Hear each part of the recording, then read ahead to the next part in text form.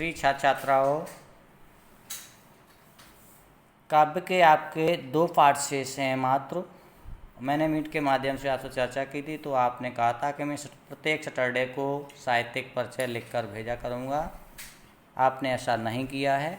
मैं साहित्यिक परिचय को आपके पास भेज रहा हूं और उनको आप शुद्धिकरण करके अच्छा बना के लिख सकते हैं।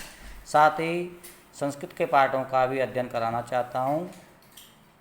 पहले पाठ का चूँकि मैंने अध्ययन आपको करा दिया, लेकिन मैं पुनः इसका फिर से वीडियो बनाकर अध्ययन कराना चाहता हूं। तो देखें आज प्रथम पाठ। प्रथमा पाठा भोजस्य औदार्यम। जैसा कि पाठ का नाम है, भोज की उदारता, राजा भोज की उदारता। तत्कदाचित द्वारपाल आगत्य महाराजम भोजम प्राह देव कौपीनावशेषो विद्वान द्वार वर्तते इति राजा प्रवेशाय इति प्राह। तत्प्रविष्टा सा कवि भोजम अवलोक्य अद्य मे दरिद्र नाशो भविष्यति मत्वा तुष्टो हर्षाशूर्मभोज।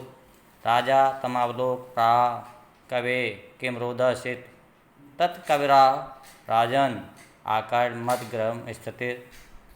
अयलाजा उच्चयपथ वचनम आकर ग्रहणी शिशौ करणाव यत्नात् स्वपयितवती दीनवदना मय छीड़ पाए यदि कृतम त्रसव अस्त्रबाहुले तदंता शल्यम में तुमस पुनरुद्धव तुम उचिता। तो एक बार देखें फिर। तद कदाचित द्वारपाल आगत महाराज भोजम प्राह।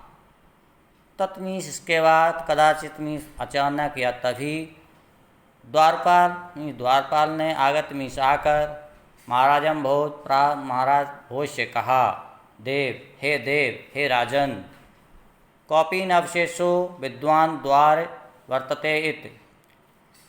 कौपीन अवशेषो, कौपीन का तात्पर्य आप जानते हैं, जब व्रत का जब छोटे बच्चे होते हैं या इंतकाल होता है तो एक सफ़ेद वस्त्र लगाते हैं, कहते हैं कौपीन लगा दो। कौपीन का तात्पर्य होता है लंगोट या लंगोटी। तो यहाँ पे यही बताया गया है कि जिसके शरीर पर केवल लंगोट ही शेष है, ऐसा विद्वान द्वार पर खड़ा है या उपस्थित है। राजा प्रवेशाय इत प्राह। राजा ने कहा प्रवेश करा। प्रा मीन्स कहा। तत्प्रविष्टा, तत् मीन्स इसके बाद, प्रविष्टा मीन्स प्रवेश कर चुके। सह कवि, उस कवि ने भोजम अवलोक, राजा महाराज भोज को देखकर, अद्य मीन्स आज, मैं मीन्स मेरे दरिद्र नाशो भविष्यति, आज मेरी दरिद्रता का नाश हो जाएगा। मत्तो मीन्स मानकर, तुष्टो मीन्स संतुष्ट होते हुए, हर्षाशूर ममोच, हर्ष के अश्रु, ममोच मीन्स ढलका दिए, यानी खुशी के आंसू ढलका दिए। राजा तमवलोक प्राह, राजा ने उसे देखकर कहा, कवे हे कवि, किम रोदस इत, क्यों रोते हो। तत् मीन्स इसके बाद, कवि ने कहा, राजन हे महाराज, आकर मदगृह में स्थितम, मेरे घर की स्थिति को सुनो, मेरे घर के जानकार व्यवहार को सुनो। ये भी आप कह सकते हो, लेकिन सही तो यही है कि मेरे घर की स्थिति को सुनो। तो आ जाएं। ये थोड़े कठिन होते हैं, इनको आप थोड़ा ध्यान दें, हम कैसे इसका अर्थ निकालते हैं। अय लाजा उच्चाय पथ वचनम आकर्ण ग्रहणी शिशव करणव यत्नात् सुपयितवती दीन बदना। अब यहाँ देखें, इसमें देखने में दीन बदना मीन्स दीन बदन, ग्रहणी मीन्स पत्नी। मेरी दीन बदन पत्नी ने, पत्नी मीन्स रास्ते में, मेरी दीन बदन पत्नी ने, पत्नी रास्ते में। अय लाजा उच्चय, उच्चय मीन्स उच्च स्वरों को, लाजा मीन्स होती खीलें या लाई।